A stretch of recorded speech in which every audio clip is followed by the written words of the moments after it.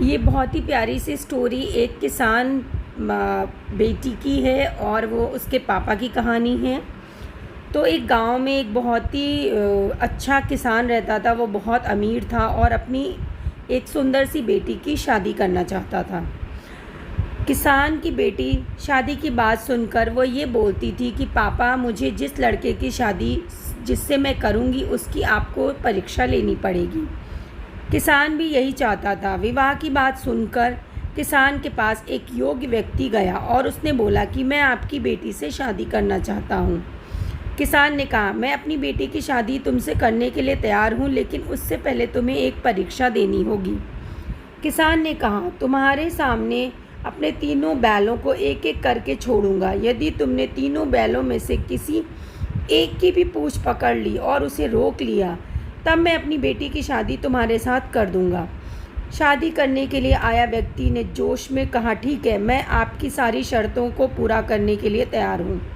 मैदान में बैल की पूंछ को पकड़ने के लिए पोजीशन बनाकर वह व्यक्ति खड़ा हो गया। किसान ने अपने बैलों के साथ उधर पहुंच गया और बोला, अब मैं तुम्हारी परीक्षा लूँगा।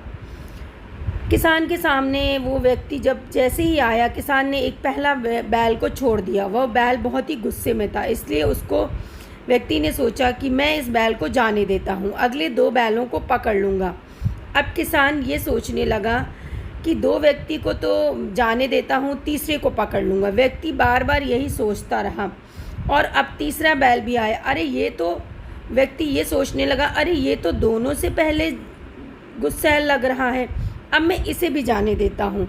इस प्रकार उस व्यक्ति ने तीनों बैलों को जाने दिया और तीनों बैलों की पूंछ वो नहीं पकड़ पाया।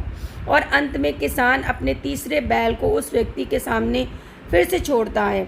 दोनों बैल को तो वो पकड़ नहीं पाया, तीसरे बैल को पकड़ने के लिए उसको एक बार और मौका देता है, जिससे वह दोबारा भी उसको नहीं पकड़ पाता। जैसे ही व्यक्ति बैल के पास आया और उसने पूंछ नहीं पकड़ी, किसान ने समझ गया और बोला, मैं अपनी बेटी की शादी तुमसे नहीं कर सकता हूँ।